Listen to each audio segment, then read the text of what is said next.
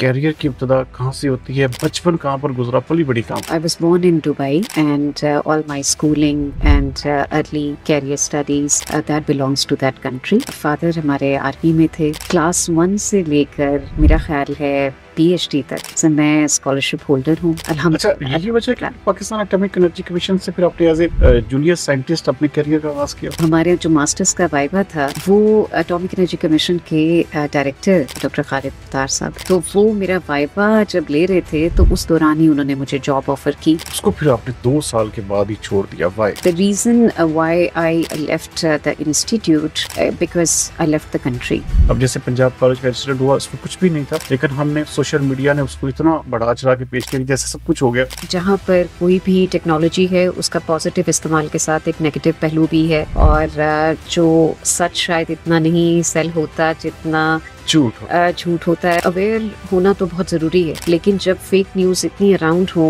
तो फिर आपको उसमें से जज करना कभी मुश्किल हो जाता है, being a very normal neutral audience जिनको इतना नहीं पता. अच्छा, क्या सजेस्ट करेंगी जो नए आने वाले स्टूडेंट्स हैं, खासतौर पर जो PhD करना चाहते हैं, क्या करना चाहिए उनको? उन्हें PhD जल्द से जल्द करनी चाहिए. If it is on their wish list तो please do it, don't waste time. ये आपकी लाइफ लर्निंग है. तो PhD is not about gaining a degree, it's about learning a life.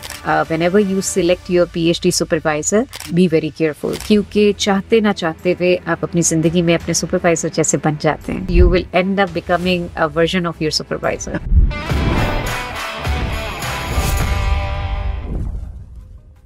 अस्सलाम वालेकुम नाज़रीन, पॉडकास्ट विद सरदार अमीन जतोई में एक बार फिर खुशामदीद. नाज़रीन, आज हमारे साथ एक ऐसी पर्सनैलिटी मौजूद हैं जिन्होंने अपनी अचीवमेंट स्ट्रगल की वजह से pride of Faisalabad best educationist of the year female में अपनी जगह बनाई.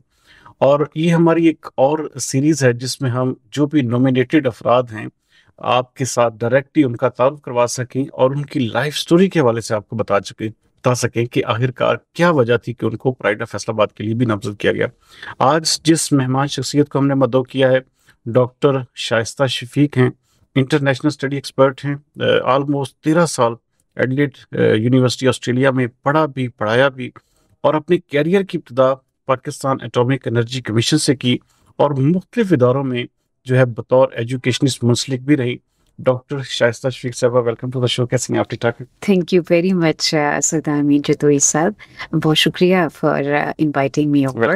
वेलकम.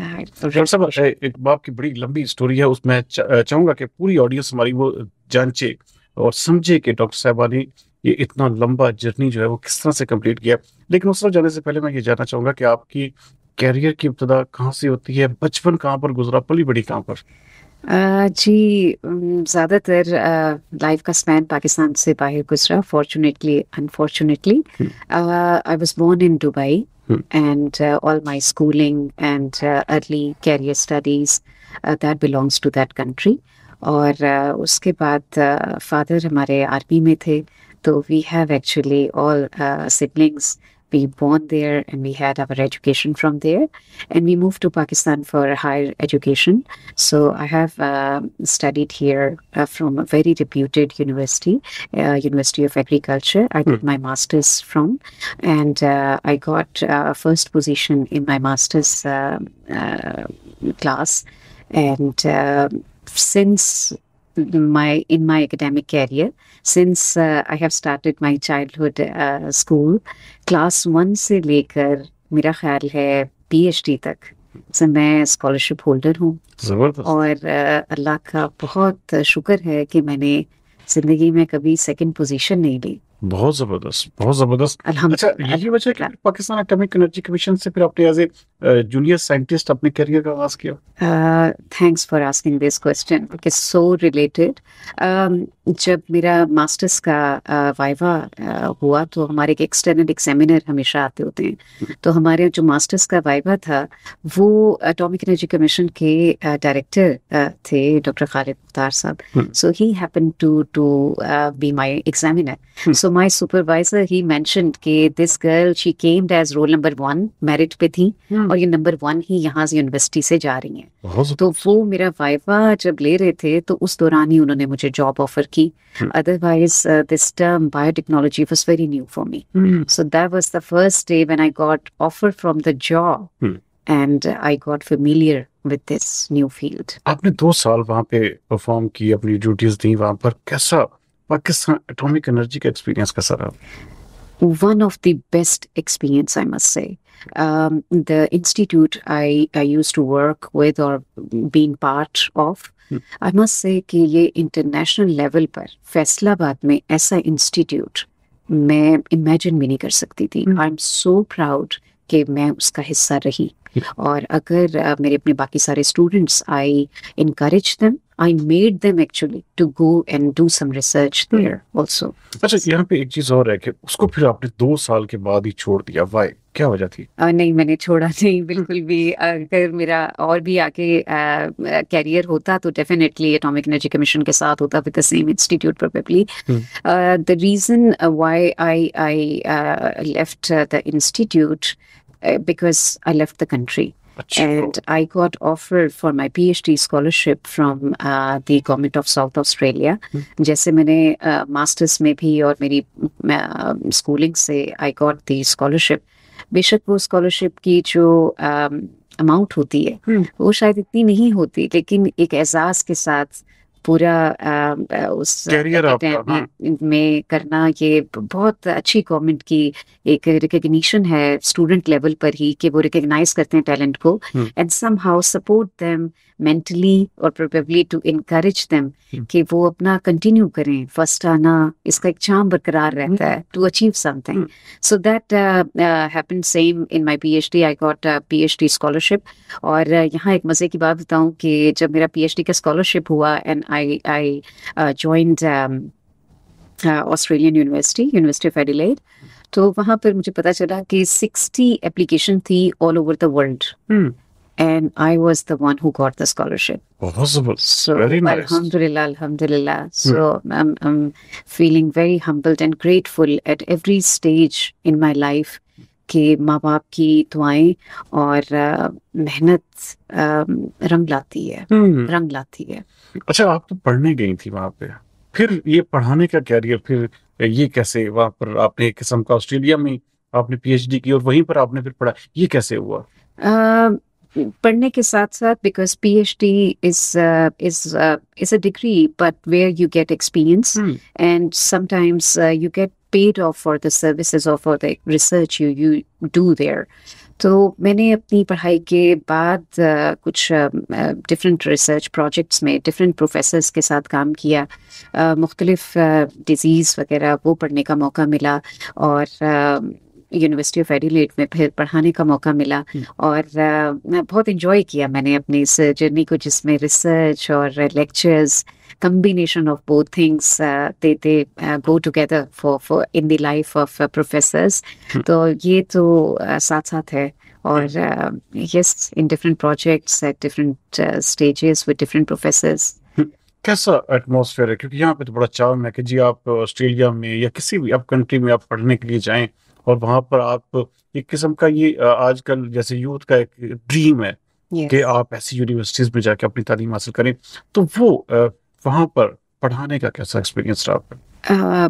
पढ़ाने का experience is wonderful, and here even I tell my students that class sometimes feel little informal setting wise, क्योंकि interesting भी है यहाँ के students को समझने के लिए भी कि वहाँ पे जो क्लास की सेटिंग है, yes we get our prepared lectures which is very different. हम यहाँ पर हमारे प्रोफेसर्स या लेक्चरर्स जो हैं वो हम लेक्चर्स तैयार करने में भी काफ़ी टाइम लगाते हैं, लेकिन हमें वहाँ यूनिवर्सिटी की तरफ से ही प्रिपेयर्ड लेक्चर्स मिलते थे। लेकिन कुछ ओपन फैसिलिटेट किया जाता है फुल। जी बिल्कुल, open resources they actually give you before your lecture days. तो वो रिसोर्सेज आपको मिलते हैं, कुछ बुक्स के नाम, कुछ लिंक्स जिसको आप यूज करना चाहें, क्योंकि ओपन बुक स्टाइल है जो कि हम अपनाते हैं वहाँ। और उसके बाद जो सेटिंग्स है, जैसे स्टूडेंट्स हैं, sometimes they are busy when you are giving the lecture, delivering lecture. So sometimes if they are very hungry, they like to have their meals in between the class. But to all the students I must say कि जब भी कभी आप किसी भी चीज़ पर कहीं जगह पर अपने काम में मसरूफ हो, just make sure कि आप उस environment में कहीं disturbance create ना करें. Do whatever you think is needful to you. उस वक्त की क्या requirement है, just continue with that. और disturb ना करें environment को. चाहे आप एयरपोर्ट पे अपनी फ्लाइट का इंतजार कर रहे हैं जो डिले हो गई है, या फिर आप अपनी क्लास में बहुत आपको भूख लग रही है और कुछ खाना चाहते हैं, just make sure you are not actually abusing the decorum of the class. उसको थोड़ा फॉर्मली लेके चले, लेकिन साथ साथ अपनी जो रिक्वायरमेंट है अगर आपको लग रहा है तो जो fulfill that. अच्छा, ये ऑलमोस्ट 13 साल का ऑलमोस्ट ये जर्नी रहा, 2006 से लेकर 19 तक जी आपने वहीं पर परफॉर्म किया, फिर वहां से फिर पाकिस्तान वापस आ गए, जी कैसे? ये क्या वजह बनी? ये वजह दुबई से पाकिस्तान लाने वाले मेरे वालिद साहब थे, और वो और ऑस्ट्रेलिया से लाने वाले कौन थे? और ऑस्ट्रेलिया से मेरे husband. So it was never me who was coming back to Pakistan. लेकिन having said that, this is a beautiful country. और इस मुल्क में जितना भी टाइम मेरा रहा है, जो अचीवमेंट मेरी एकेडमिक लेवल पर या प्रोफेशनल लेवल पर मेरी अचीवमेंट्स रही हैं, नाकाबिले फरामोश. Interesting journey I must say. Beautiful people I have met during the journey. जितने उस्ताद मेरे हैं, मुझे मैक्स प्लैंक इंस्टीट्यूट से भी मेरी ट्रेनिंग है, वहाँ पे भी मुझे जाने का मौका मिला. मैंने दुनिया के मुख्तलिफ इंस्टीट्यूट से पढ़ा, ट्रेनिंग हासिल की. लेकिन अगर मैं आज भी कहूँ तो मेरे जो इंस्पायर्ड रोल मॉडल्स हैं वो पाकिस्तान से ही हैं. तो this is such a rich country. और बस रिस्पेक्ट, रिकग्निशन और आपकी किस्मत है कि आप राइट जगह पर हो. डेफिनेटली. अच्छा डॉक्टर साहब, 2019 में पाकिस्तान आती हैं, फिर यहाँ पे जो है अपने फिर दोबारा से कहाँ से अपने वर्क का आगाज करती हैं? जी, यहाँ पर आने के बाद मुझे जीसी यूनिवर्सिटी फैसलाबाद और कैब जो centre of agriculture, biochemistry and biotechnology university of agriculture में है, वहाँ पर ऐसे विजिटिंग फैकल्टी बोथ यूनिवर्सिटीज़ में पढ़ाने का मौका मिला. And I really enjoyed teaching there undergrad and post graduate classes. और हमारे कोलीग्स जो हैं, among them it was wonderful experience teaching there just after coming from Australia. अच्छा, लेकिन अब आप इस वक्त द यूनिवर्सिटी ऑफ फैसलाबाद में बतौर आई थिंक एचओडी या बतौर जी मैं एचओडी काम कर रही हैं. और यहाँ पर जो सबसे बड़ी स्पेशलिटी जिसने मेरे जैसे जिसे कहते हैं नाकसल अकल को भी एक किस्म का आपकी तरफ माइल किया, कि आपने यहाँ पर भी पीएचडी क्लासेस का इजरा किया और एक किस्म का पायनियर बनी इस यूनिवर्सिटी के लिए भी. आपने एक किस्म का वो पौधा या वो एक किस्म का आपने उस काम का आगाज किया जो कि मेरे ख्याल में बड़ी बड़ी यूनिवर्सिटीज ख्वाब रखती हैं. तो इसके पीछे क्या वजह थी और ये कितने अरसे से आप यूनिवर्सिटी ऑफ फैसलाबाद के साथ मुंसलिक? जी, यूनिवर्सिटी ऑफ फैसलाबाद में मुझे 2 साल हो गए हैं. नवंबर में मैंने 2 साल पहले इस यूनिवर्सिटी को ज्वाइन किया था और एज ए हेड ही ज्वाइन किया. And I am leading the department अल्हम्दुलिल्लाह. ये पोस्ट ग्रेजुएट क्लासेस हमारे पास बायोटेक्नोलॉजी में नहीं थी. तो हमारे कैंपस में we actually initiated this department for co education also, और पोस्ट ग्रेजुएट तो थी ही for MPhil and PhD. So अब हमारे पास सिंस फॉर 2022 3 बैचेस एमफिल के हमारे चल रहे हैं और हमारे जो है पीएचडी के क्लासेस चल रही हैं. तो we are very distinct in one level कि बाकी सारी यूनिवर्सिटीज़ में शायद रेगुलर प्रोग्राम्स तो हों, लेकिन जैसे कि जॉब करने वालों के लिए कहीं पर भी कोई ऐसा प्रोग्राम नहीं है अवेलेबल जहां वो रेगुलर अवेलेबल नहीं हो सकते. तो हमारी यूनिवर्सिटी में हमारा ये जो पीएचडी प्रोग्राम है जिसका आगाज़ मैंने किया, इसमें हमने वीकेंड क्लासेस पे इसको पर्टिकुलरली पढ़ाया है. और ये वीकेंड बेस्ड क्लासेस थी और स्पेशली ये केटर करती हैं ऐसे स्टूडेंट्स को जो जॉब कर रहे हैं, उनको अपनी जॉब के साथ साथ अपनी पोस्ट ग्रेजुएट स्टडीज करने का मौका मिले, which sometimes become challenging for female teachers, क्योंकि वीकेंड्स पे उनकी फैमिली और अदर ऑब्लिगेशंस होती हैं। लेकिन इस चैलेंज को भी अल्हम्दुलिल्लाह बहुत कामयाबी से लेते हुए मैं आगे बढ़ रही हूँ। हमारे पास हमारी फीमेल टीचर्स भी हैं जो कि शायद एक अच्छा आप बिल्कुल, इसमें कोई शक नहीं है कि हम यूनिवर्सिटी ऑफ फैसलाबाद को आप जैसा हीरा मिला और वो उससे वाकई मुस्तफीद भी हो रहे हैं। डॉक्टर साहब, अब मैं आऊँगा ये जो ख़ास तौर पर हम जो हमारी सोसाइटी के अलमिया हैं, अलमिये हैं जी, जो कि इस वक्त बहुत सारी चीज़ों को डिस्कस होना चाहिए, ख़ास तौर पर को एजुकेशन की आपने बात की। तो को एजुकेशन के हवाले से हमारे अभी भी पाकिस्तान है, चूँकि हम एक इस्लामिक कंट्री, तो अभी तक भी रिजर्वेशंस पाई जाती हैं। तो क्या पाकिस्तान में को एजुकेशन का जो इस वक्त पूरे हाई सोसाइटी में चल रहा है, तो क्या उस पे कुछ रिजर्वेशंस भी हैं या बेहतरी की गुंजाइश है? मैं पर्सनली मेरा अपना जब पाकिस्तान में मास्टर्स किया तो इट वाज इन को एजुकेशन सेटिंग, और बाकी जितनी भी मेरी पढ़ाई रही है बाहर के मुल्क से भी, तो आई मस्ट से कि I may not like to sound very conservative person here, लेकिन फिर भी मास्टर्स लेवल पर शायद जो हमारा एज ब्रैकेट्स हैं एजुकेशन के हवाले से, शायद वो इतने मेंटली प्रोग्रेस हो चुके होते हैं या मेंटली मेच्योर प्रोबेबली हो चुके होते हैं कि वो थोड़ी सी हसासियत का लेवल अपनी पर्सनालिटी के हवाले से थोड़ा बेहतर होता है। अपने ऊपर शायद कमेंट्स या इर्द गिर्द से क्लास फेलोज की चीज़ें वो शायद बहुत अच्छे तरीके से हैंडल कर सकते हैं। अर्लियर स्टेजेस पे जो चीज़ बीइंग हेड मैं भी देखती रहती हूँ, डिफरेंट यूनिवर्सिटीज़ में पढ़ा है पाकिस्तान की, तो इस एज ब्रैकेट में अंडरग्रेड लेवल पे जो को एजुकेशन है must be carefully monitored by our teachers, क्योंकि जो हमारे स्टूडेंट्स हैं उनकी एज ब्रैकेट वो नहीं है। समटाइम्स कुछ comments across girls, between girls, make them conscious of their personalities. Sometimes boys को गर्ल्स की तरफ से आने वाले कमेंट्स काफी सेंसिटिव कर देते हैं और वो फॉर लाइफ चलते हैं। तो जहां तक मेरी पूरी कोशिश है कि हम पढ़ाएं भी और एक अच्छा इंसान भी बनाएं। अदब, इखलाक, मैनर्स पर काम घर में भी होना चाहिए और इंस्टीट्यूट्स में भी होना चाहिए।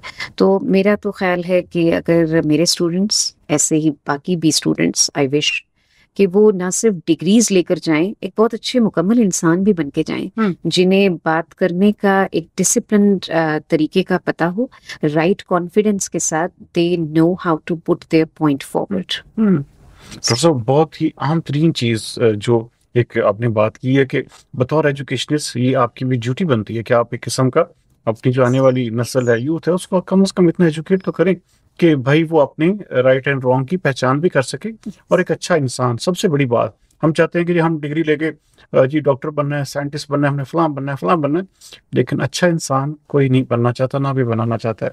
तो क्या आप नहीं समझती कि बतौर एजुकेशनिस्ट इस चीज़ की सख्त जरूरत है कि हम एक अच्छे इंसान प्रोड्यूस करें?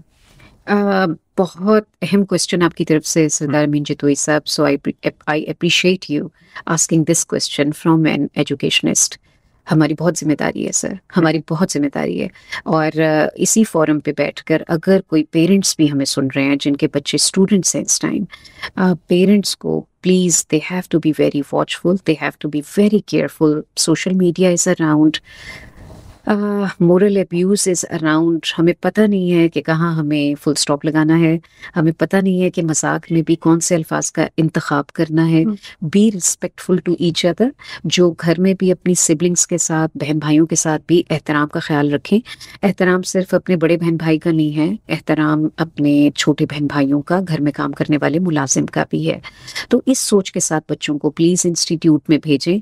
और यहाँ पर आने के बाद आई मस्ट इंश्योर पेरेंट्स कि ये हमारी टीचर्स की जिम्मेदारी है कि को एजुकेशन सेटिंग में हम आपके बच्चों का ख्याल रखें, उनकी तरबियत जितने घंटे भी वो हमारे पास हैं हम उसका ख्याल रखें, ये हमारी जिम्मेदारी है। डॉक्टर साहब, सोशल मीडिया की आपने बात की, सोशल मीडिया इन्फ्लुएंस कर रहा है पूरी सोसाइटी को इस वक्त पूरे का पूरा। खास तौर पे हम वो कंट्री हैं या हम वो कौम है जो भीड़ चाल का हमेशा शिकार होती है, और हम जिसे कहते हैं कि हम इधर उधर नहीं देखते, हम सिर्फ ये देखते हैं कि वो ट्रेंड क्या चल रहा है, हम उसके पीछे भागते हैं, चाहे वो गलत है वो चाहे सही है, हम उसी को अडॉप्ट करते हैं और उसी के पीछे ही भागते हैं। सोशल मीडिया बच्चों के ऊपर किस हद तक किरदार अदा कर रहा है, और इस सोशल मीडिया के बुरे असर से हमारी नई नस्ल को कैसे बचाया जा सकता है? Very important question, very important question.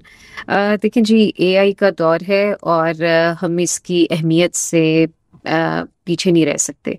आपको अब अपने हर किस्म के काम के लिए शायद we are little bit dependent on those techniques, और होना भी चाहिए। वक्त के साथ साथ जो जो हमारी modern tools are there, we must be equipped with that, और हमें उसको यूज़ भी करना चाहिए। अब स्टूडेंट जो हैं वो ज़्यादातर, हमें डिस्ट्रैक्शंस ज़्यादा होती हैं, दिलचस्पी पढ़ाई में शायद कम होती है। उनको डायरेक्शन पर रखने के लिए उनका सोशल मीडिया चेक होना ज़रूरी है। इसका बहुत ज़्यादा इस्तेमाल कहीं एडिक्शन में चला जाता है, तो हम शायद कोई बहुत सारी popular game, saying this excuse to my students, अक्सर हमारे स्टूडेंट्स जो हैं वो पबजी जैसी गेम्स का बहुत हद तक शिकार हैं। ये तो मैंने सिर्फ एक नाम लिया है, पता नहीं इस जैसी और कितनी मल्टीपल गेम्स, नई गेम्स हैं जिसका वो शौक से करते हैं। और आई थिंक ये it's common from every person. शायद गेम्स नहीं, हम जैसे एल्डर्स जो हैं, जो अडल्ट्स हैं और मिच्योर हैं, वो भी अगर शायद किसी हद तक इसका इस्तेमाल ज़्यादा करते हैं तो वो भी एडिक्शन में आ जाता है। तो इससे बचने के लिए ज़्यादातर I encourage students to take part in physical sports. आपके इर्द गिर्द आप घरों में भी बच्चों को इनकरेज करें कि अगर वो क्रिकेट खेलने जा रहे हैं, please let them go to cricket grounds, उन्हें खेलने दें। अगर वो चेस बोर्ड्स पे चेस खेलते हैं, प्लीज खेलने दें। ये सारी चीजें कहीं ना कहीं उनके किरदार में बहुत पॉजिटिव के एलिमेंट हैं जो शामिल हो जाती हैं उनके कॉन्फिडेंस में। मैं अगर अपनी मिसाल दूं तो पढ़ाई, इसमें आपका बच्चा पढ़ाई में नंबर कम नहीं लेगा। मैं क्योंकि टॉप पोजीशन होल्डर हमेशा से अपनी क्लासेस में रही हूँ, अल्हम्दुलिल्लाह, saying this being very very humble here. लेकिन साथ में मैं डिबेट्स करती थी, और जब मैं पाकिस्तान में थी तो मैं यहाँ नेशनल ट्रॉफी है मेरे पास इंग्लिश डिबेट्स में।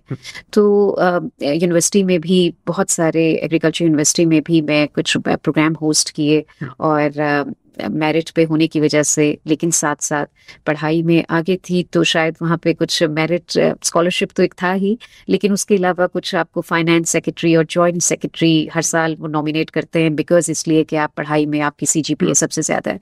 तो ये चीजें, जो ये सेक्रेटरीशिप और ये जो आपकी एक्स्ट्रा करिकुलम एक्टिविटीज में जाना चाहिए, आप जी, या आपकी पर्सनैलिटी में बहुत पॉजिटिव रोल प्ले करती हैं। डॉक्टर साहब कहीं मत जाइएगा। मैं नज़ीर यहाँ पे छोटा सा ब्रेक लूंगा। ब्रेक के बाद डॉक्टर साहब की ज़ाती जिंदगी के बारे से कुछ क्वेश्चंस करेंगे, तो मिलते हैं छोटे से ब्रेक के बाद।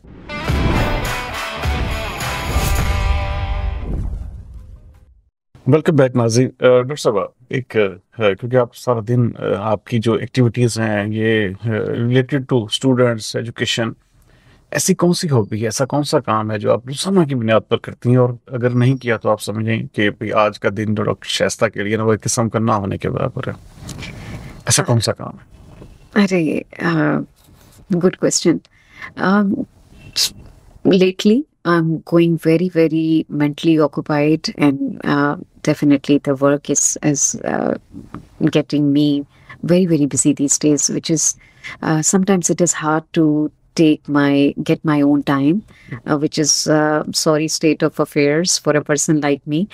Sometimes मुझे कामयाब लोगों के इंटरव्यूज पढ़ना, सक्सेसफुल स्टोरीज पढ़ना, उनके इंटरव्यूज, उनकी चीजें सुनना बहुत अच्छा लगता है। और क्या चीज़ उनको मोटिवेट किए रखती है, उनकी पॉजिटिव एनर्जी, ऐसी चीज़ें मुझे बड़ी इंस्पायर करती हैं। कुछ सक्सेसफुल लोग जो बताते हैं किस चीज़ ने उनको चलते रहने दिया है इस जर्नी में, तो उनको सुनकर पसंद करती हूँ। ऐसे इंटरव्यूज मुझे बहुत अच्छे लगते हैं। रोजाना की बुनियाद पे ऐसा करती हैं? नहीं, रोजाना की बुनियाद पे नहीं। मैंने इसलिए पूछा हॉबी, कोई ऐसी hobby? I used to play chess very well, और nowadays I do not get enough time. Now I must have some spare time for my activities also.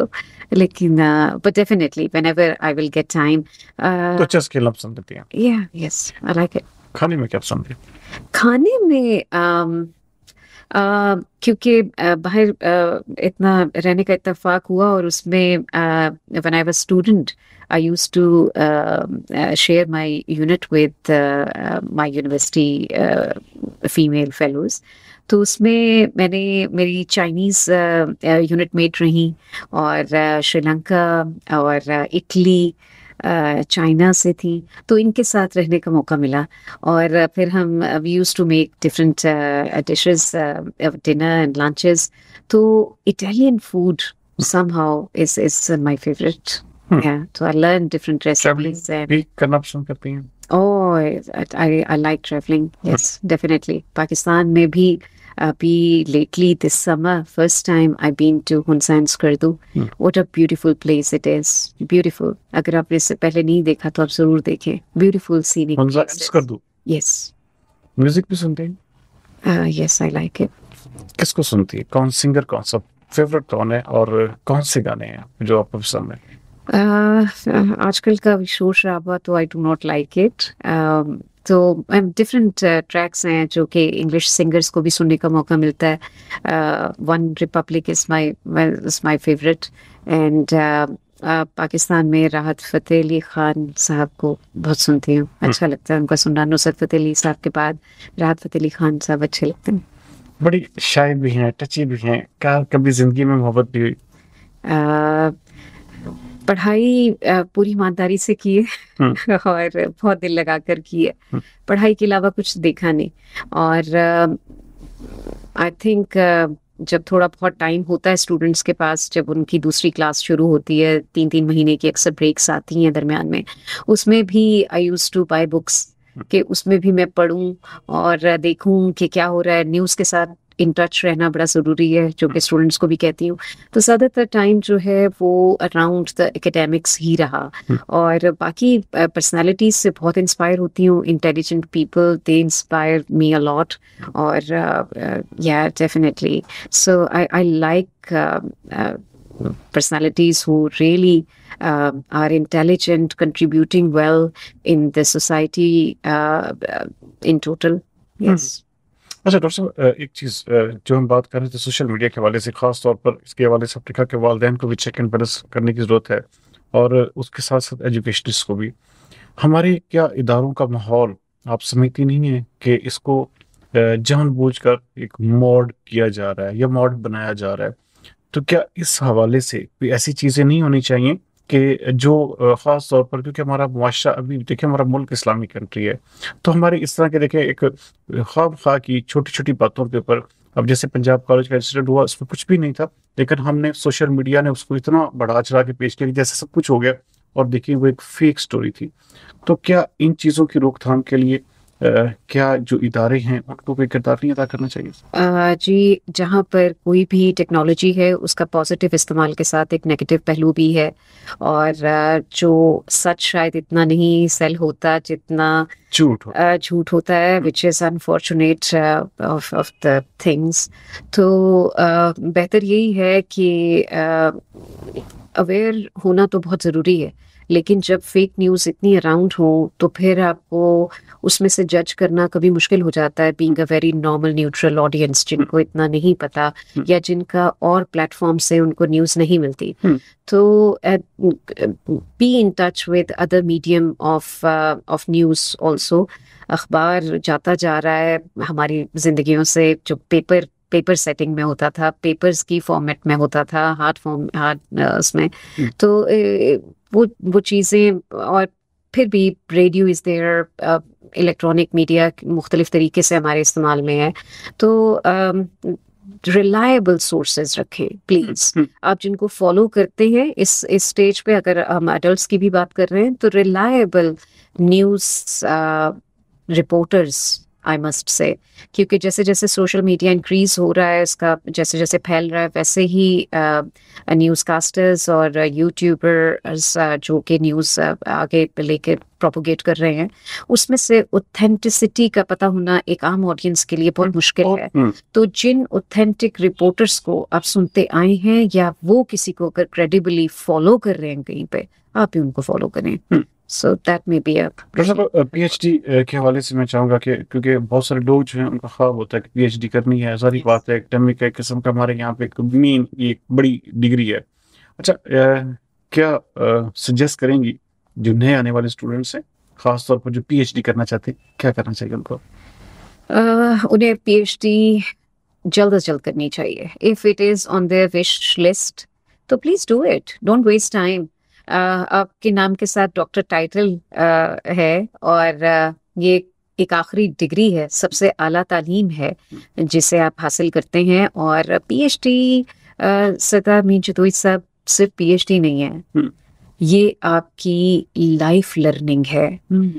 मैं अपने पीएचडी स्टूडेंट्स, एमफिल स्टूडेंट्स को भी बताती हूँ कि पीएचडी का मतलब, जब आप इस जर्नी में होते हैं, आप जिंदगी को समझना शुरू करते हैं। तो PhD is not about gaining a degree, it's about learning a life routine, life setting, और पूरी लाइफ का एक लाया अमल आपको आ जाता है। कैसे आप लाइफ को देखने का मतलब समझते हैं। आप कहेंगे कि हमारी पीएचडी शायद जोलॉजी में हो रही है और शायद क्रिमिनल साइंसेस में हो रही है, उसका हमारी जिंदगी से क्या ताल्लुक? हमारी जिंदगी से उसका बहुत ताल्लुक है। The way you design your experiments, and sometimes it fails, sometimes it gets successful. तो आपको उसको जब आप रिपोर्ट करना सीख रहे होते हैं, जब आप अपने अप एंड डाउन इमोशन से गुजर रहे होते हैं, क्योंकि ये एक्सपेरिमेंट चला ही नहीं, या ये एक्सपेरिमेंट ने इतने अच्छे रिजल्ट्स दे दिए, and how you select mild language and addressing globally your work is going at international forum, उस सेटिंग में आके उस स्टैंडर्ड्स को मैच करके अपने फेलियर्स ऑफ द एक्सपेरिमेंट्स और अपनी सक्सेस ऑफ द एक्सपेरिमेंट्स को पेश करना, it's life learning experience. And please, whenever you select your PhD supervisor, be very careful, क्योंकि चाहते ना चाहते हुए आप अपनी जिंदगी में अपने सुपरवाइजर जैसे बन जाते हैं। So whatever style your supervisor has, you will end up becoming a version of your supervisor.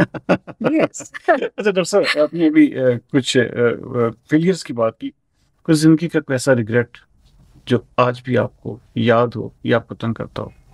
There was a point, क्योंकि दो मुल्कों में मेरा जो अर्ली एजुकेशन थी, जैसे दुबई से और फिर पाकिस्तान में यहाँ पे हायर साइंस स्टडीज़ के लिए आना पड़ा। तो उस दौरान तो इन दोनों मुल्कों में चेंजिंग और ट्रांसफ़र के दरमियान में सोचा जा रहा था कि शायद मैं अपना मेडिकल कर पाऊँगी, लेकिन वो शायद यहाँ पे कुछ एंट्री टेस्ट वगैरह का निज़ाम मुतारिफ़ कराया जा रहा था, विच वाज़ वेरी फर्स्ट टाइम था जब मैंने शायद एडमिशन उस टाइम लेना था। तो उस टाइम मुझे ऐसा लगता था कि मुझे मेडिकल में एडमिशन लेना चाहिए, लेकिन बहुत कम मार्क्स से मैं नहीं ले पाई। और वहाँ पर शायद एक मौका था कि मैं सेल्फ फाइनेंस पे शायद ले पाती, जबकि सेल्फ फाइनेंस भी मेरिट बेस्ड ही होते थे और एक या दो सीट्स अवेलेबल होती थी। तो जैसे उस टाइम पीएमसी की बात मैं करूं, तो तब भी थोड़ा चैलेंजिंग था कि इस कंट्री में आके शिफ्ट होना और उस एज में शायद हॉस्टल करना, ना समझते हुए यहाँ की एक ट्रेडिशंस एंड एनवायरनमेंट। तो फिर भी ये रिग्रेट नहीं रहा। मेरा गोल ज़रूर था, लेकिन रिग्रेट नहीं रहा। I never make my self repeating this, और कभी पीछे मुड़ के देखूं कि मुझे मेडिकल में डॉक्टर मैं नहीं बन सकी, तो वो जो है बायोटेक्नोलॉजी वैसे ही जो फील्ड है, अब तो हम डॉक्टर्स को भी पीएचडी करवा रहे हैं, and they must do PhD. तो तभी शायद मैंने सोचा था कि I have to move forward with my science studies, और अपने नाम के साथ डॉक्टर लगाने के मेरे पास दो ही तरीके थे कि या मैं पीएचडी कर लूं या मैं किसी डॉक्टर से शादी कर लूं। एंड अल्लाह का शुक्र है दोनों ही बातें हो गई। अच्छा डॉक्टर साहब, ये तो देखिए आपकी लक है ना, कि आपको जिंदगी में आपने जो सोचा अल्लाह ताला ने आपको अता कर दिया। अच्छा, कोई ऐसा विजन, कोई ऐसी विश, विल, या जो आप चाहती हैं कि या ये इस गोल तक मैंने जरूर पहुंचना है? गोल तक I like to proceed forward in a positive manner. जितनी मर्जी डिस्करेजमेंट हो, जितनी मर्जी हालात सख्त हो, चैलेंजिंग हो, मुझे फिर भी एक लाइट या होप देखना अच्छा लगता है। कहीं ना कहीं रोशनी होनी चाहिए, अगर नहीं है तो please think that it is there, और अपनी इंस्पिरेशन को, अपनी मोटिवेशन को कहीं ना कहीं से हासिल रखें, चलते जाएं। और मैं अक्सर, मुझे लोग कहते हैं कि लोग बाहर से जा रहे हैं पाकिस्तान से और आप वहाँ से आ रही हैं, तो ये स्टेटमेंट बहुत दफ़ा मिली और लगा जैसे it's sometimes felt discouraging also when you are feeling like to settle in a country. तो तब भी मैं पॉजिटिव हूँ, आज भी पॉजिटिव हूँ कि wherever you are, make yourself adaptable enough, flexible enough कि आप वहाँ पर अडेप्ट भी अच्छा कर सकें और फिर उन चैलेंजेस का मुकाबला करते हुए अचीव करें। और कभी कभी शायद कामयाबी हर रोज की बेसिस पे नहीं मिलती, लेकिन ये रास्ता तो कामयाबी की तरफ ही है। अगर पॉजिटिव डायरेक्शन है तो ये रास्ता कामयाबी का रास्ता है। डॉक्टर साहब, यहाँ पे हमारे यूथ, हमारे आजकल के जो बच्चे बच्चियां हैं, सारे के सारे बाहर जाकर पढ़ना चाहते हैं जी। अच्छा, उनका ख्वाब यही है कि भाई हम बाहर जाएं।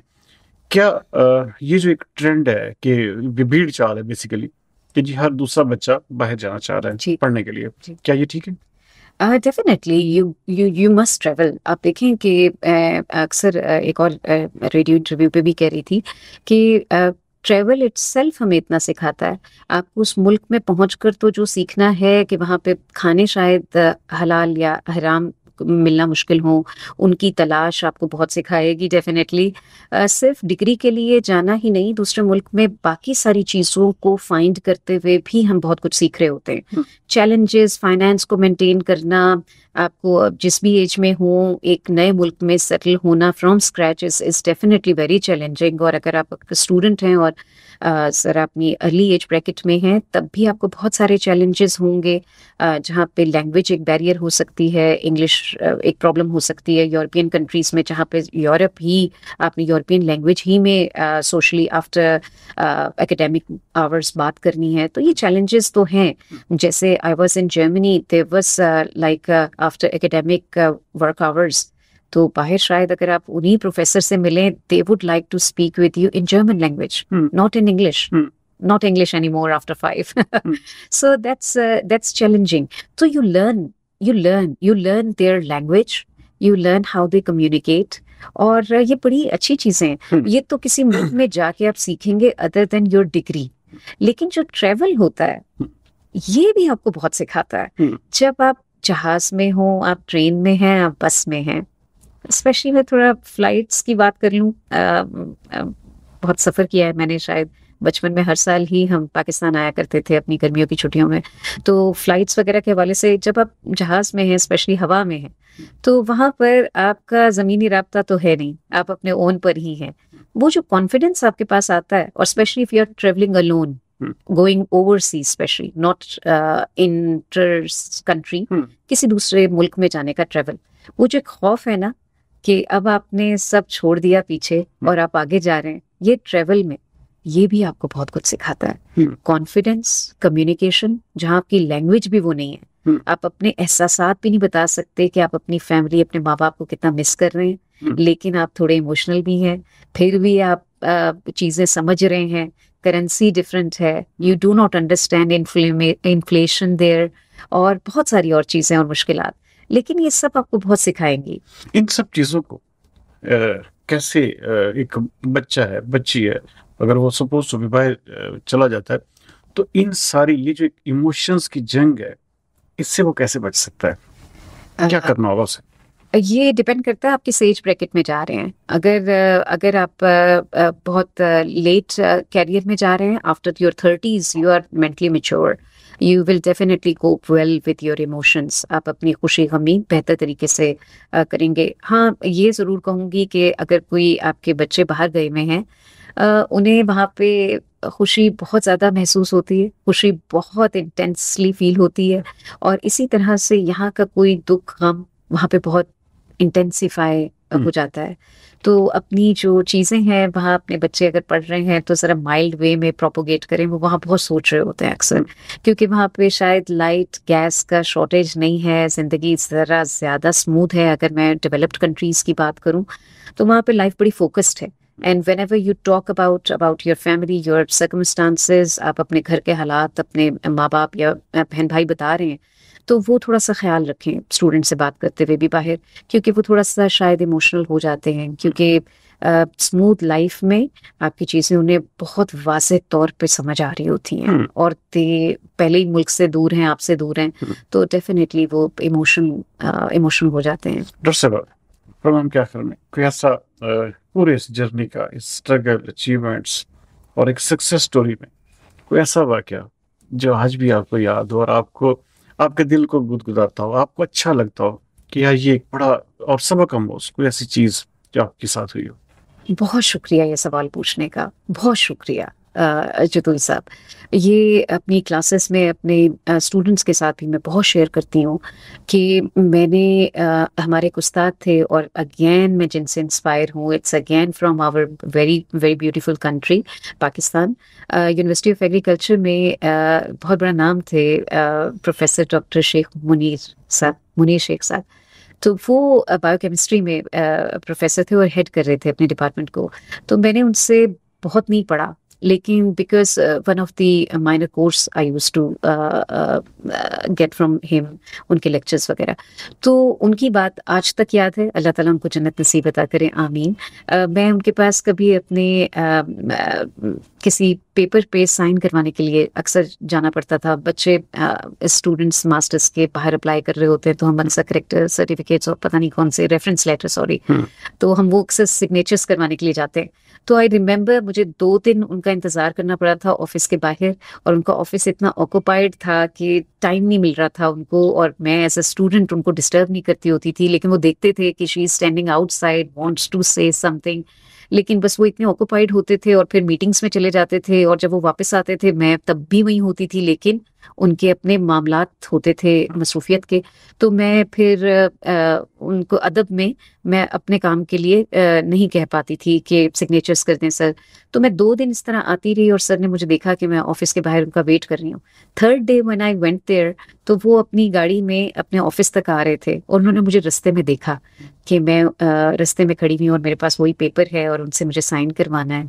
और उन्होंने अपनी चलती हुई गाड़ी में से रुके और गाड़ी में बैठे हुए अपनी गाड़ी का जो विंडो स्क्रीन है वो नीचे की, और कहा किधर साइन करना है बेटा, मैं देख रहा हूँ 2 दिन से आप आ रहे हैं।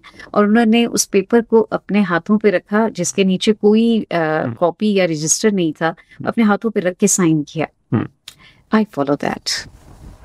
यस, आज तक याद है आपको? यस। कैसी बात है नाज़रीन कि ये एक ऐसा वाक़या है जो मेरे जैसे क्योंकि हम हसास लोग हैं, तो ये ऐसी चीज़ें सुन के हम यकीनी तौर पर हम इमोशंस में आ जाते हैं कि एक कितना अदब, और अपने एक टीचर का कि 2 दिन उनको कह तक ना सके कि भाई इसके ऊपर आप सिग्नेचर कर दें। ये ऐसे एक सॉफ्ट हार्टेड और ऐसे ही नोबल किस्म के एजुकेशनिस्ट से आज हमने आपकी मुलाकात करवाई, और इनकी ज़िंदगी, इनकी स्ट्रगल, सक्सेस, आपने तमाम तर चीज़ों को देखा, परखा, जाना, और यकीन माने मुझे अपने इस सिलेक्शन पे अब एक किस्म का प्राउड भी हो रहा है कि हमने इस साल इनको as a best educationist of the year female nominate किया। अब आगे पब्लिक के ऊपर होगा, सारी बात है कि पब्लिक किसको वोट करती है और किसको अवार्ड दिलवाना चाहती है। तो लेकिन ये हमारे रोल मॉडल हैं, ये हमारी सोसाइटी का भी, हमारी आने वाली नस्ल का भी, और ऐसे लोग ही की वजह से ही आज पाकिस्तान जो है वो किसी न किसी तरह से स्टैंड कर रहा है। पाकिस्तान की बाहर भी इज्जत है, पाकिस्तान का बाहर भी नाम है। डॉक्टर साहब, so nice of you, thank you so much. I hope कि एक अच्छा हमारा सेशन रहा। नाज़रीन, आपके फीडबैक का भी इंतजार रहेगा। अगले प्रोग्राम तक सरदार अमीन जतोई को दीजिए इजाजत। पाकिस्तान जिंदाबाद।